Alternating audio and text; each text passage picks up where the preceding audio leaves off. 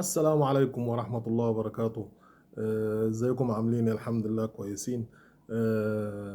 الحمد لله رب العالمين. النادي الأهلي امبارح بالإرادة والقوة والعزيمة والتكتيك والالتزام التام اللي معودنا عليه النادي الأهلي. قافل على نفسه الفرقة شغل عالي جدا في الملعب. بسم الله ما شاء الله. الفريق بتاع العين الإماراتي أعلى راتب، الحمد لله رب العالمين، ربنا يبارك لهم ويزيدهم. 8 مليون يورو تقريبا، داخل في ال 8 مليون يورو تقريبا. وأعلى راتب في النادي الأهلي 3 مليون يورو. تمام. دي الفروقات اللي ما بين في الأسعار وكده في اللعيبة في العين الإماراتي وفي النادي الأهلي.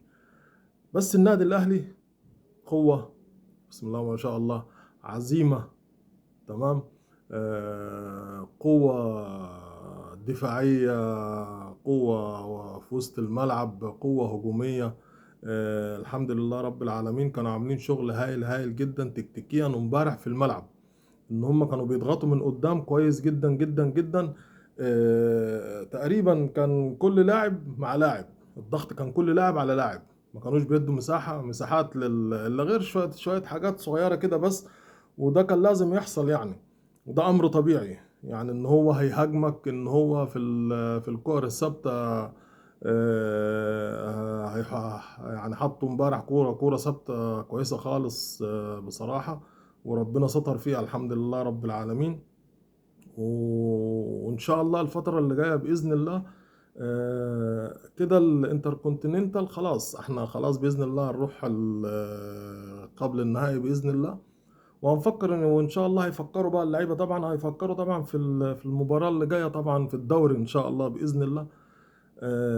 مباراه بمباراه، يعني التفكير بيبقى مباراه بمباراه. طبعا الانديه الكبيره والانديه الصغيره كمان مش الكبيره، يعني ما تفكرش في المباراه اللي بعد 3 مباريات، ما تفكرش فيه، مالكش دعوه. انت فكر في المباراه اللي جايه يعني اللي جاي في ايه، اللي جاي في الدوري. وبطولة هتبتدي ان شاء الله، بطولة هتبتدي صفحة جديدة بإذن الله.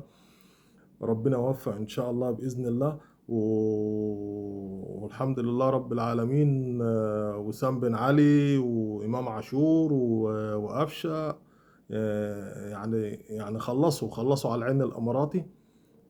ربنا يوفق ان شاء الله العين الإماراتي، الحمد لله رب العالمين. وكأسعار لعيبة بسم الله ما شاء الله، العين الإماراتي معدي بمراحل. بس طبعا القوة والعزيمة والقلب بتاع لعيبة النادي الأهلي كان موضوع مختلف. ربنا إن شاء الله يوفقهم إن شاء الله في القادم إن شاء الله بإذن الله. وألف ألف مبروك للنادي الأهلي إن شاء الله. السلام عليكم ورحمة الله.